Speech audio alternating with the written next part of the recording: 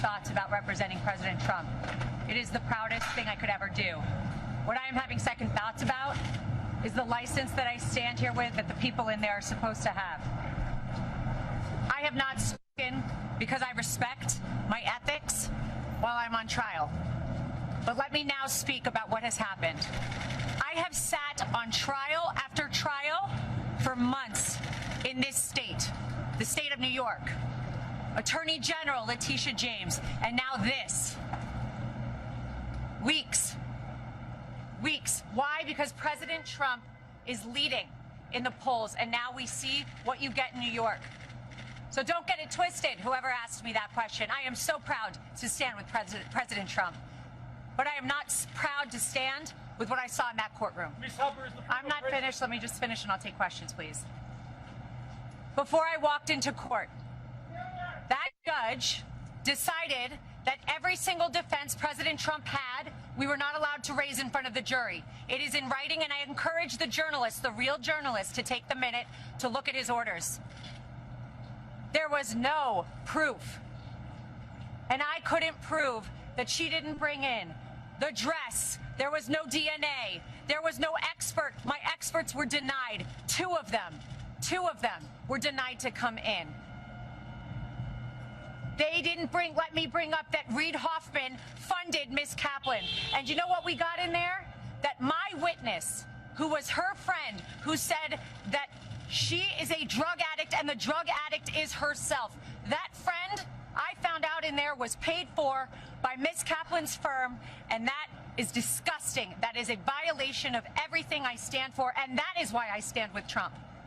And that is why so many Americans are so proud that he is running again and so excited to run to the ballot box. But don't get it twisted. We are seeing a violation of our justice system. Ladies and gentlemen, you are not allowed to be stripped of every defense that you have. You are not allowed to be told that you can't bring it up. And imagine a point where a judge tells the lawyer, before your client, the former president of the United States, the leading candidate and obvious nominee for the Republican Party, before he takes the stand to defend himself, Ms. Habba, tell me the questions you're going to ask in open court and tell me exactly what he's going to respond. And then edited my questions, edited the response he was allowed to give. And guess what my client did? He took the stand. He abided by the rules of this corrupt system that I have seen. We will immediately appeal. We will set aside that ridiculous jury. And I just want to remind you all of one thing. I will continue with President Trump to fight for everybody's First Amendment right to speak. Everybody's a right to defend themselves when they are wrongfully accused, and to be able to say, I didn't do it.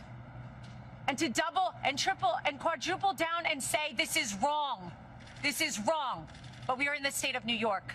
We are in a New York jury, and that is why we are seeing these witch hunts, these hoaxes, as he calls them. And this is another one of them. Be brought in New York, in states where they know they will get juries like this. It will not deter us.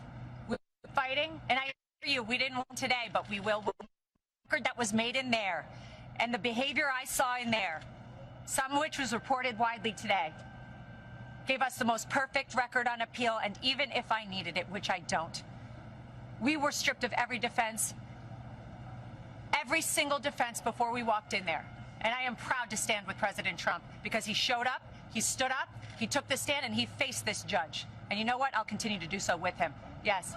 Ms. Habba, is the former Of course I've spoken with the president. Ms. Habba, is the former president scared now of the consequences of his actions?